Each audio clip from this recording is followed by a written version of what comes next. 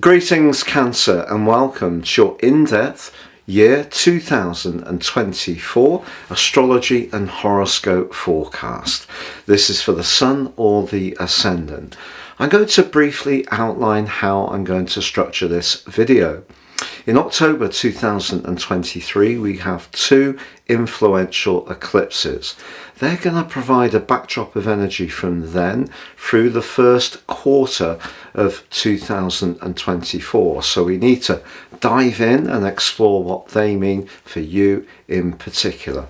At the turn of the year, we can get a snapshot of the planetary influences that are going to be particularly influential for you right through the following 12 months. That's your solar return. There's some exciting activity in that, including a really special grand Earth trine. So I can't wait to share that with you. But Mercury is retrograde at the start of this year, and in a part of your situation which is to do with practicalities. In fact, this year is going to see two lots of retrograde in the sign of Sagittarius, where the journey begins for Mercury, but also a long period of time, 10 weeks, in the sign of Aries, which for you is your sector of success. And then there's going to be a retrograde through the fire sign of Leo, but also briefly the earth sign of Virgo. But generally a lot of fire energy around communication. What does that mean for you? Now, of course, the nodal axis switched last July, the true node moving into your north node, very much to do with success and how you manifest your talents in the wider world. And we do have a really important solar eclipse which is going to occur in April that's going to be very important to your progress, but Mercury is retrograde and pretty close to that. But just before then, we do get the mirror image of the solar eclipse which occurred in October. And this is asking you to balance how you nurture and manifest your emotional identity and keep your sense of security, but how you take that into the wider world in an impactful way.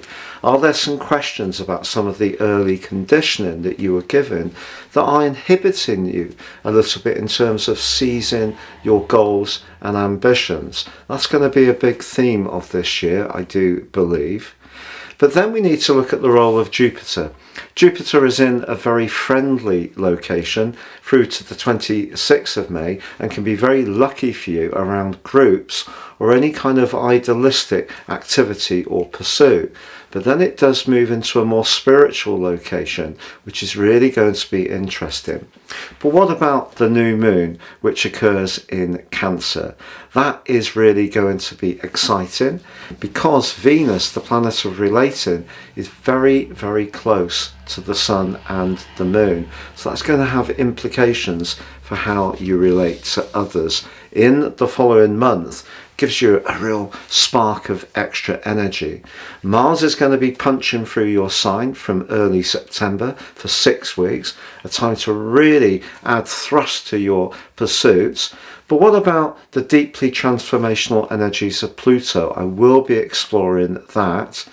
And also in terms of the expansion part of your situation, you have the delightful Neptune in this area, but that does meet a new eclipse series which begins in September and merges with the lunar eclipse in Pisces. So that's very idealistic, but is it very realistic? Need to check that out. But in terms of travel, higher education, and really working at extra knowledge, this could be a year when you do obtain a lot of new perspectives.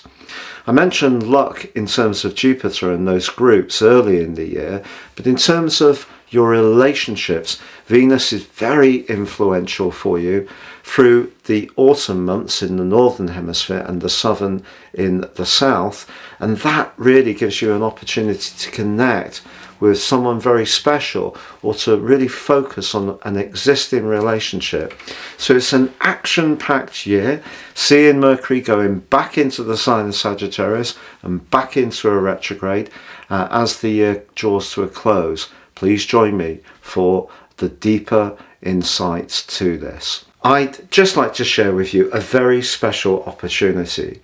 If you're watching this video in year 2023, you can order your year 2024 personal horoscope forecast based on your unique birth data, and I will prepare for you the rest of year 2023 free of charge. If you're ordering within year 2024, you will get a full 12 months from the exact time of your order. You will also, my special package, get 30% off and your character analysis report, your life roadmap. This will help you to understand the patterns that have repeated themselves in your situation, help you to seize upon the opportunities and get a much more intimate understanding of some of the challenges and how you can work with them future forwards in a more effective way. Please see beneath this video for more information. So Cancer, let's unpack all this for you. It begins the journey in October on the 14th when there is a solar eclipse in the sign of Libra. But this is very close to the south node in the sign of Libra too. For you, the fourth house is very much in keeping with the core instincts of your sign. Very much about protectiveness, nurture, shelter, safety, security, the home, family relations, or the people in your chosen family group, your extended family. But it also can be to do with your relationship with yourself. And that relationship with ourselves begins obviously at the outset of our lives. And the South Node, of course, is very much about where we're coming from. Now, this is in terms of your sun sign or ascendant, not in terms of your natal nodal axis, which may be different. So in terms of the sun or the ascendant, collectively, where you're coming from at the moment, there's some early shaping and messages that you were given, and these may have been very encouraging and very supportive in the way you can be, very much so as well. But this solar eclipse is asking you to make sure that you are feeling very fulfilled in the part of your situation which creates the foundations for you to prosper in the outer part of your world. So the next 6 months is a chance to really check out, are you content in your physical home, for example? Are there some adaptations that you want to make as you go through the end of 23 and into 24? That's going to be a big theme for you. There could also be some news around your family life as well. Someone close to you, for example, could have a new addition, or perhaps they're moving. So a lot of activity and energy around that part of life. And then we move on to the lunar eclipse on the 28th of October in the sign of Taurus. So it means the sun is facing the moon in your sister water sign of Scorpio. This is encouraging you to manifest your talents, your individuality, to pursue the things that will give you personal pleasure, whereas the moon is asking you to be more mindful of your connections to others. This is the classic time management aspect, and as that old maxim goes, we can't please all of the people all of the time. So you may find as you come into year 2024 that you will have to toggle some of the energies you have towards the things that are a priority for you. And the solar eclipse is saying to you, make sure that you are steered by your instincts. Now that's a natural place for you to be, but of course what can happen in life is that we do have external pressures or demands which can take us away from our instincts. So the solar eclipse asking you to stay very much in touch with your feelings, your need for security. A more flamboyant lunar eclipse can bring tensions to bear around your friendship circle or potentially around your love life if you're in a situation where you feel you can't truly be yourself. Now that brings us to that defining moment when we enter the new year, and that gives us a snapshot, the solar return. And on the screen now I'm sharing the chart wheel with you. Now this sees the sun in the sign of Capricorn, as it always is at this time of year, but it is forging a beautiful link to Jupiter in your sector of friendship. So you can see there's Jupiter up in Taurus, and remember I said to you, collective energies can be fortunate for you right through to the 3rd week of May. So for example, if you work in quite a friendly environment, or you have a group of friends that enjoy being together and it's very sociable, there could be some sort of little flutter that you have collectively between you that could turn out to just have that stroke of fortune. Then again, it could be something that's more meaningful to you. Jupiter can be about higher principles and faith, and the Sun's angle to Jupiter is one of the most fortunate in astrology. So your relationships, the Sun in your 7th house, connecting with your friendships and future direction, Jupiter, but they then go on to both connect at 120 degrees there or thereabouts in the case of the Sun to the position of the Moon, which for you is in the part of your situation to do with everyday communications, the connections we have with neighbours, with siblings, through text messages and emails, because it's in house 3, but it is in the rather precise energies of Virgo. So the connection between those 3 energies is Earth, which is very positive. Earth wants to see practical and material progress, tangible progress, but they're all located in communicational houses.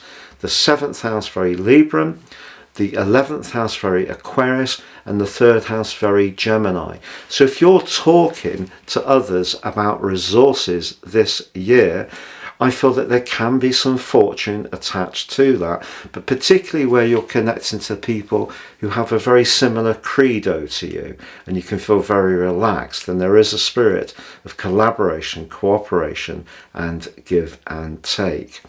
Now you can see that in house 6, this is very much to do with where we have responsibilities to others in terms of our work, where we may feel that we want to do good deeds, where we can provide services.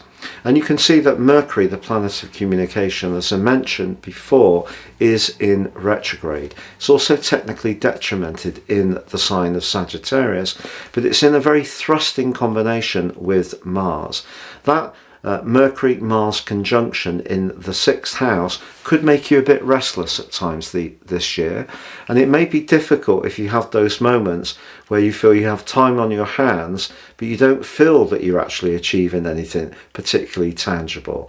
But actually, with Venus in the 6th house as well, the chances are, especially with the North Node being in your 10th house of success and Mercury being there for 10 long weeks through the spring in the north and the autumn in the south, and also the solar eclipse which is going to occur in April, all of those are giving you a lot of push to think about your connection to the wider world. All the south node and the position of the Libran solar eclipse of October are asking you to do is make sure that it feels right.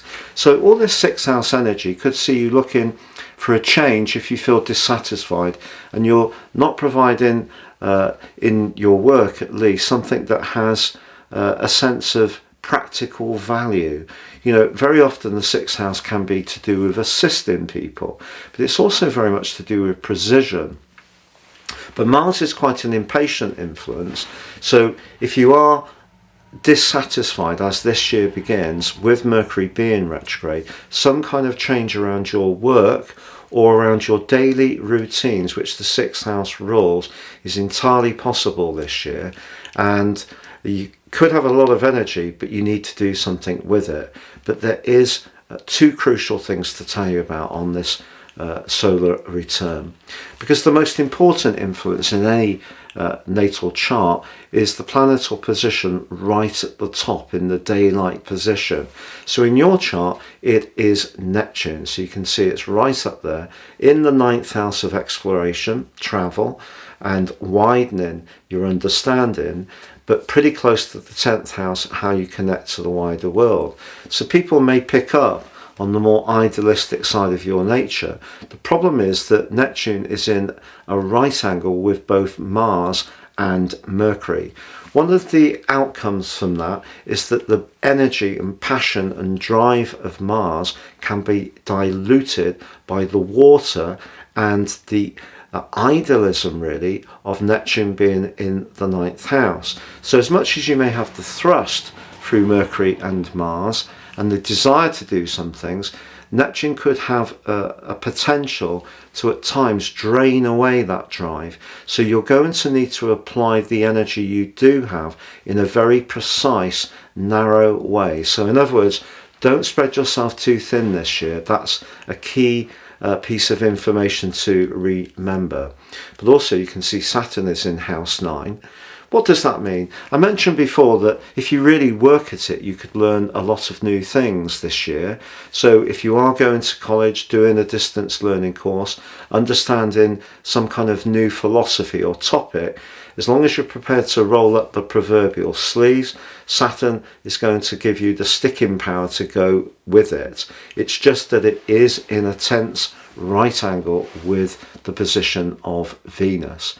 So it may feel, even if you're trying to be very conscientious this year, that you may encounter someone who tends to be very critical, and that could be quite hard to take. Also in your love life, if there's a lack of simpatico around who does and contributes what on the domestic front, or perhaps if you have children, if you feel that it's all falling to you, that could lead to a sense of resentment and also disenchantment. But you can also see critically that Saturn is in an opposition to the moon. So all through this year, Cancer, even though the combination of the Libran solar eclipse in the middle of October 2023, which you come into this new year with, and the South Node are encouraging you to be mindful of how things feel, and the position of the moon in Virgo at the turn of the year is asking you to be practical, precise, but also communicate well. You could encounter someone with Saturn on the other side of the heavens who seems to challenge the way you think, the way you try to express yourself. And both those positions T-square back to Venus. So some tensions around relationships are possible, but particularly if you have competing philosophies. So just be aware that not everybody's going to agree with your outlook this year, and they won't hold back from letting you know when it's people you're not so close to. They won't hold back from letting you know quite quickly and sharply their point of view differs from yours. But there's another takeout from this chart that's absolutely glorious, because if you look in house 5, this is very much to do with manifesting your personal creativity, passion, and charisma. It's very Leonian, and the midpoint between the Sun in Capricorn and the Moon in Virgo is at 8 degrees in Scorpio. Now Scorpio likes the degree of confrontation, because through coming up against challenges it helps it to change and grow. But to have your 5th house in the part of your situation which is to do with socializing and also romance is very promising.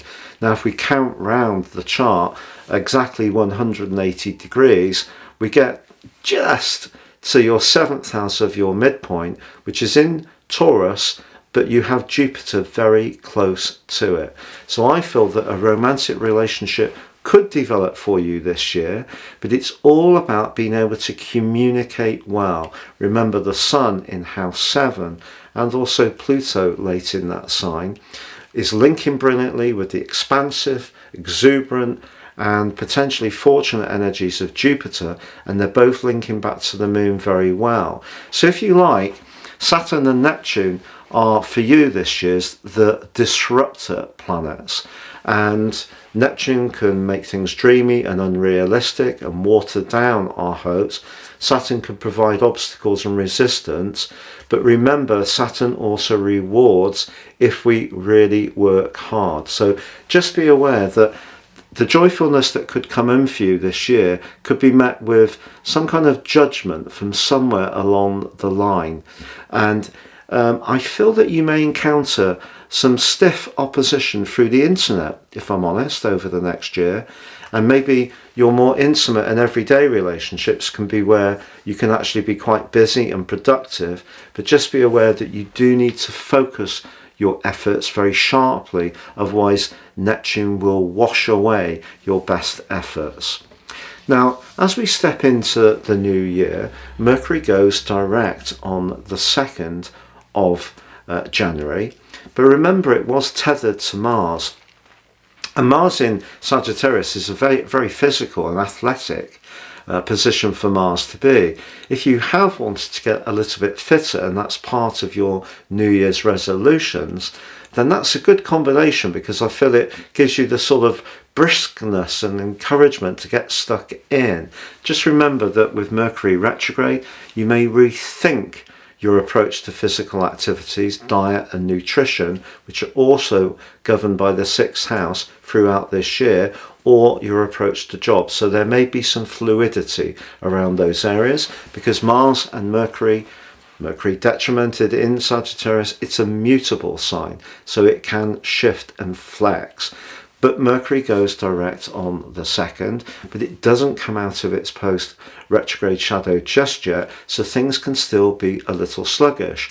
But on the 21st of January, we have a truly meaningful event, because Pluto, the planet of transformation, shifts back into the sign of Aquarius.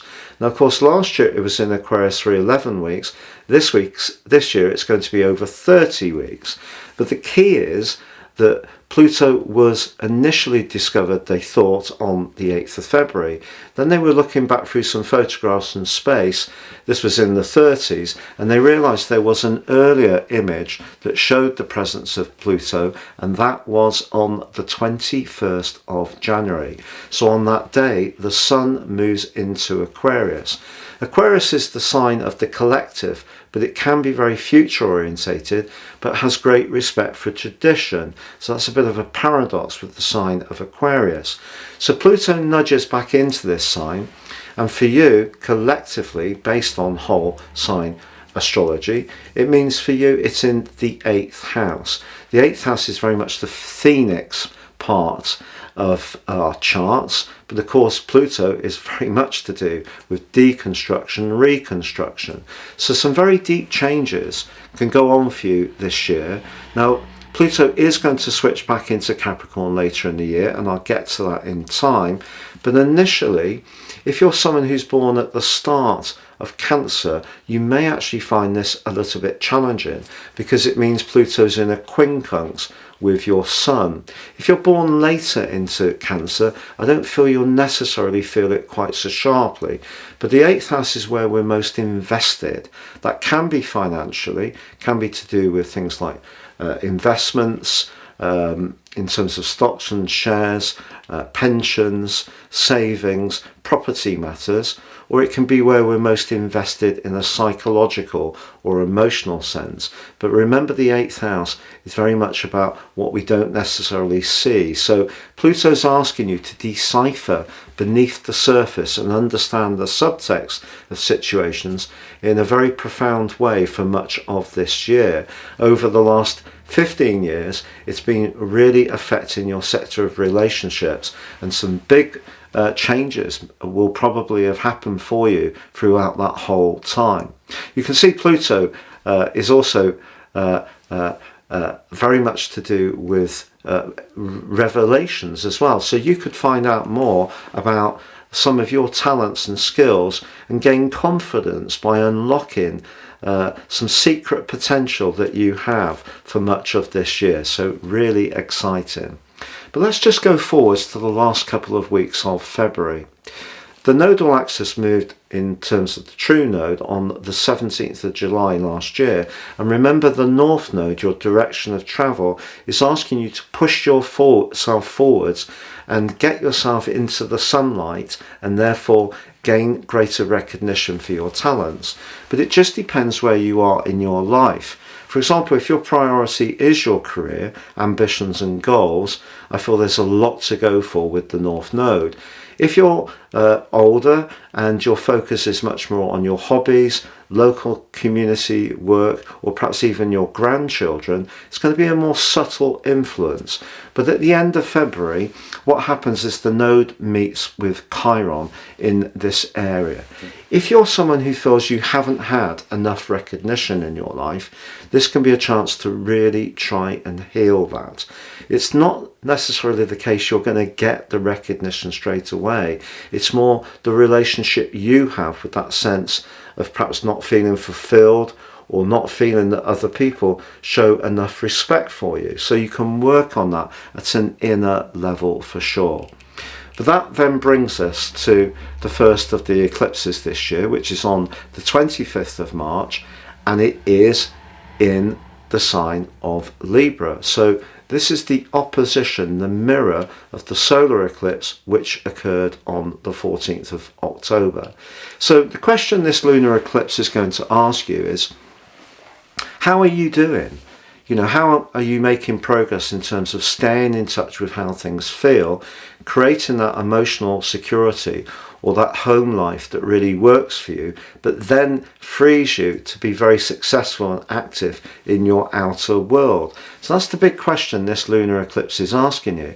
But the total solar eclipse, because that was an annular lunar eclipse, punches in on the 8th of April. But this has a very important ingredient in the mix, because Mercury, the planet of communication, is also in your 10th house of Aries, the sector of how you connect to the wider world. And the key with this solar eclipse, beyond all else, is that Mercury is in such a long occupation of your 10th house and Aries, and that begins for 10 weeks from the 10th of March through to the 15th of May. So if you are unsure about the role that you have, whether it is the practicalities through that Mercury retrograde at the start of the year and the impatience that Mars is creating and the dissipation of clarity that Neptune can impose in its right angle to them, if there is a lack of sureness, you may go through a big rethink in the 6 months from the 8th of April and that solar eclipse. But if something does make way, if you try something different, it's because actually it's helping you to get to what's really crucially right for you. So I feel some big transformations are possible in terms of how you interact with others in the wider world, the positions of responsibility you have. If you're someone who wants to be truly successful, you're really going to want to sharpen this process up so the way you're received in the wider world suits you, not just professionally in terms of the rewards, money, status, but also it feels right for you in terms of your emotions. And that's coming from the South Node in Libra and that lunar eclipse, which occurs on the 25th of March. But let's just now focus on the glorious energies of Jupiter, which is, as I said to you, going to be in a very influential position through to the 26th of May when it comes to your connections to others, and could prove very, very fortunate in that first phase of the year. So for example, when it comes to work, it may be a case of who as much as what you know, and that is always very welcome. But then on the 26th of May, Jupiter moves into your 12th house. Now the 12th house gets a little bit of a bad rap, to be honest, but if you're someone who's very much into personal and spiritual development, you're a healer, you're a natural therapist, you can really thrive in the second part of year 2024, because that part of your nature is really going to be activated. Jupiter's influence is often thought of in terms of its governorship of Sagittarius, but it also is the traditional and co-regent of the sign of Pisces, and there it's very much about faith. And the 12th house that Jupiter moves into is going to give you a chance to expand the less tangible part of your experience, knowledge, and your way of actually growing. So it can be an extremely expansive and positive time for you. It is true that the 12th house can be about our worries, our anxieties, and Jupiter can, of course, expand. But I feel that there's a lot to go with here that can be very positive for you. And of course, Gemini, the sign that Jupiter moves into, is very much about discussion and sharing of ideas, very bright and very lively. So you could find an expansion in your community in terms of those more soothing and healing parts of our existence. But then that brings us through to your personal new moon. This occurs this year on the 5th of July at 14 degrees. But the glorious thing about it is that Venus is also in your sign, and it's forging a really lovely angle to Mars. Mars in the earthy Taurus by this time, very much about your friendships, but in a kind of a way of being very realistic. But of course, Mars and Venus, when they're in contact positively, can be very good for our love life. But also on that event, on your new moon, your personal new moon, great time to re-energize new strands, or to really take seriously ongoing strands. But it is forging a beautiful trine, a 120 degree trine with Neptune in the part of your situation to do with travel and expansion. You may find on this particular new moon, therefore, that your connections to others are really enriched, and your leadership qualities, which are phenomenal, are given a huge blast of extra support. But it could really be exciting for your love life as well. But we do have Mercury going through some complex switches of direction, and really that starts to occur from the 2nd of July, when we do see Mercury move into Virgo, which for you is a very quick, sharp location. Remember, your solar return moon is in this position, but by August the 5th, Mercury goes into a retrograde. This could be a part of the year where you could do some rethinking about where you live, because it then rewinds into Leo, which for you could see you thinking about your everyday money and how you're going to connect with others. Anything to do with technology or modes of transport, therefore, can be quite the thing in the northern hemisphere when it comes to managing your resources, but also in the winter part of the year in terms of the southern hemisphere. But Mercury then does eventually go direct on August the 28th, and a financial issue which may have caused you a few a few moments of anxiety can start to resolve themselves, and then Mercury moves back into your 3rd house, which can see it speeding up from September the 9th. Now, in terms of your personal passion and desire to manifest your individuality, you have 6 wonderful weeks from the 4th of September when Mars is in your sign. This is going to make you much more single-minded.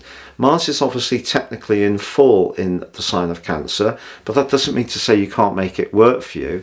There can be a tendency with Mars in Cancer to be a bit prickly, a bit defensive, no one's going to tell me type of thing, but just be aware that this is going to be very good for your physical vitality and health. So that really can be very helpful.